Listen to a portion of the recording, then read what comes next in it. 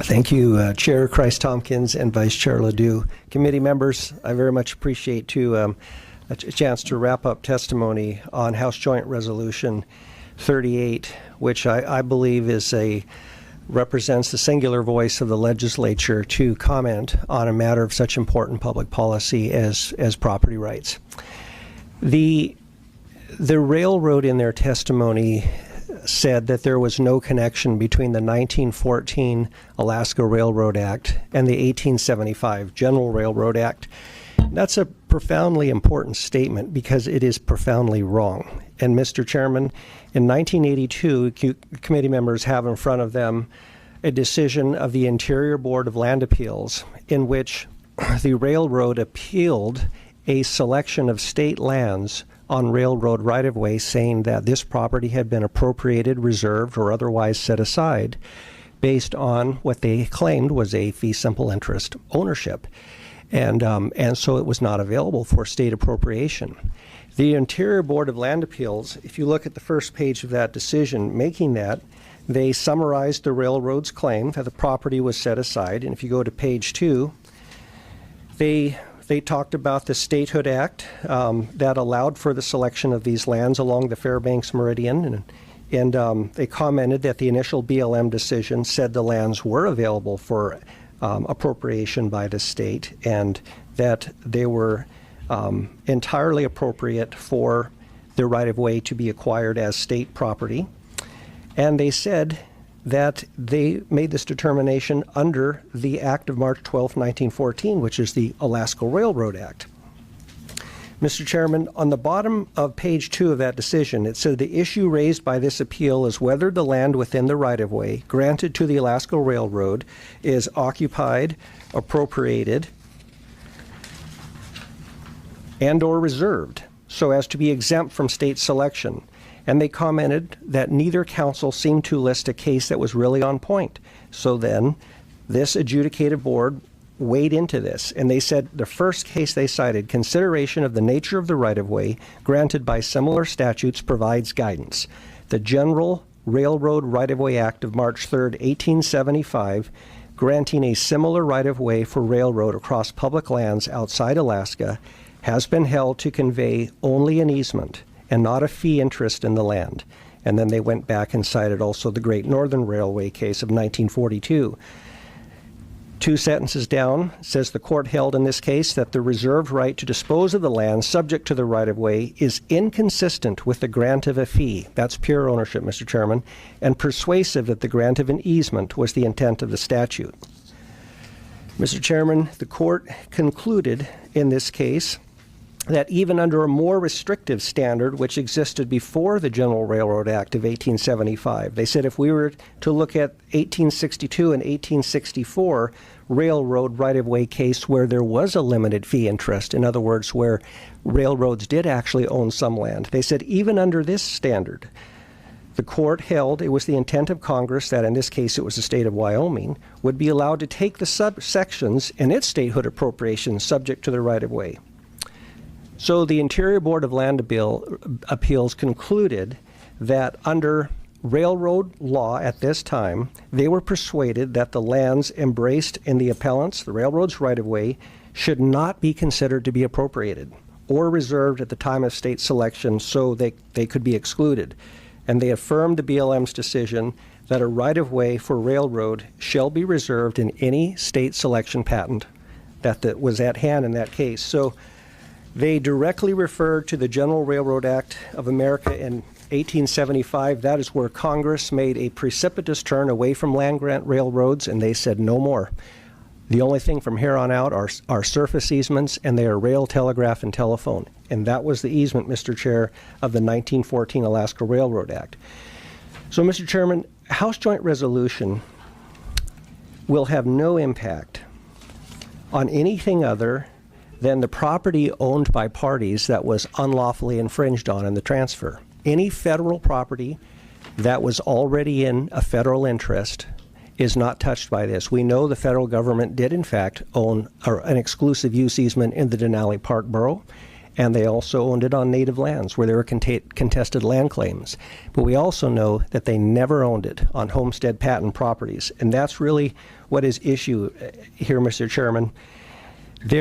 The railroad also said there is settled law on this matter, that railroads either have full simple title or an exclusive use easement. Mr. Chairman, there is no settled law on that. 80% of the railroads in America have a simple easement only, and this is exactly what our Supreme Court said just 3 years ago in Marvin Brent Revocable Trust versus United States. They said that a railroad right-of-way granted under the General Railroad Right-of-Way Act of 1875 is an easement.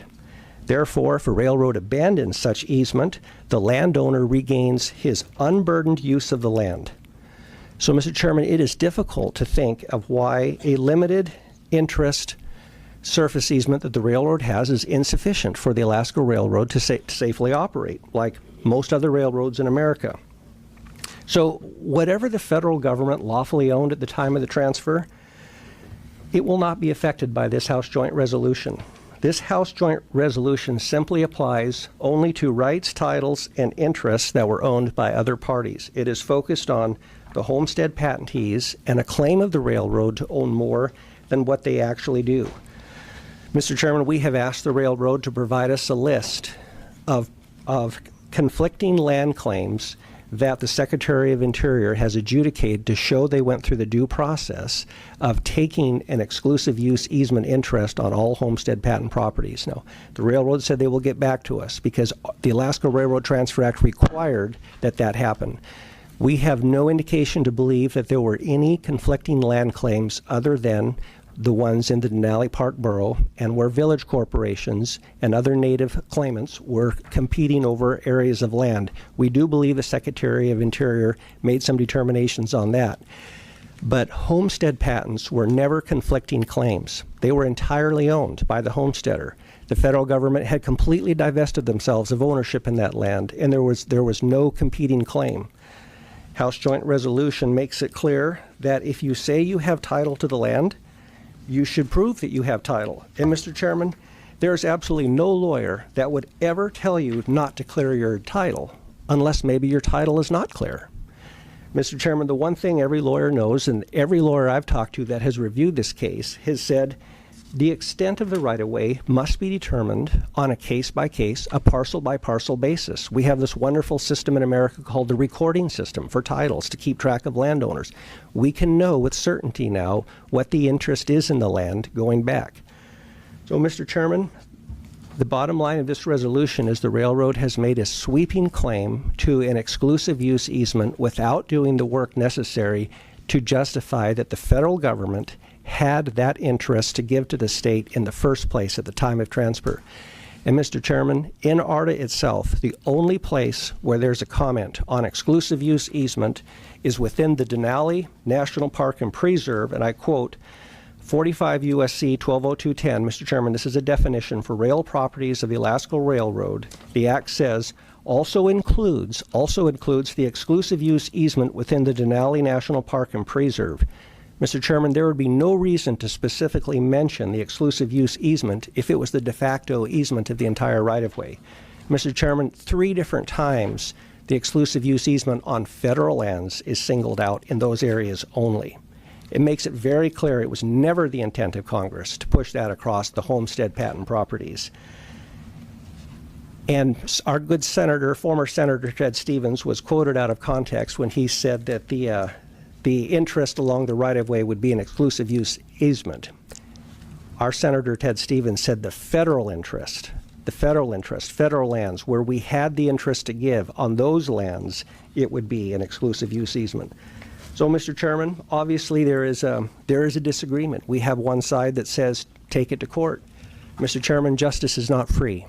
We know that the railroad has asserted that the federal government is bound to defend claims against the right-of-way. There is some dispute of whether or not that in fact would involve all claims. But we've also heard the railroad say this doesn't belong here in this body, it belongs in court. Mr. Chairman, that is upsetting that somebody would tell us that we do not have a legitimate purpose as a legislature to weigh in on matters of such serious importance to the state that affects so many landowners when we know that any individual landowner would be financially destitute taking on a case of this nature. We do have a duty and a responsibility to look in it, to make a claim as a legislature that simply says that we want to disclaim any unlawfully acquired property in this transfer. We're not saying what all that is. We're just saying if you own it, prove it. And if you do, great. But don't expect us to stand idly by and let you make a claim that you can't prove that you have. We're not going to aid and abet in any unlawful taking of property. It's the most important thing Alaskans have is their property rights. And we simply ask that if the Alaska Railroad Corporation makes such a claim, that they are able to prove it, that the federal government had that exclusive use easement at the time of the transfer to give it to them. And at that time, Representative Kopp, I also want to give you the opportunity to answer any questions that the committee might have. But thank you, Mr. Chairman, for that thorough review. Any questions from the committee? And I should note that we did make contact with Bonnie, Ms. Wolstad, and Fairbanks. She's back at work, so she is unable to testify, but appreciates that she's also had the opportunity to submit her written testimony, and her voice has been heard. Are there any comments on this piece of legislation? Representative Birch. I just speak in support of this resolution. I think it's been a long time coming, as we have discussed through this deliberative process. This issue has been kind of unfinished business for many number of years, and we attempted to resolve some of these issues at a municipal level, and this is, in fact, the appropriate venue and the appropriate body and appropriate location to take up a resolution of this matter. And I think it's a reasonable approach, it's a sound approach, and it's I would encourage moving this forward. Thank you, sir. Thank you, Representative Birch. Other comments from the committee? A motion, Representative Wohl. Thank you, Mr. Chairman. I move HJR38 version 30-LS1351/J from committee with individual recommendations and accompanying zero fiscal note. Seeing and hearing no objection, HJR38 moves from committee. Thank you very much, Representative Kopp.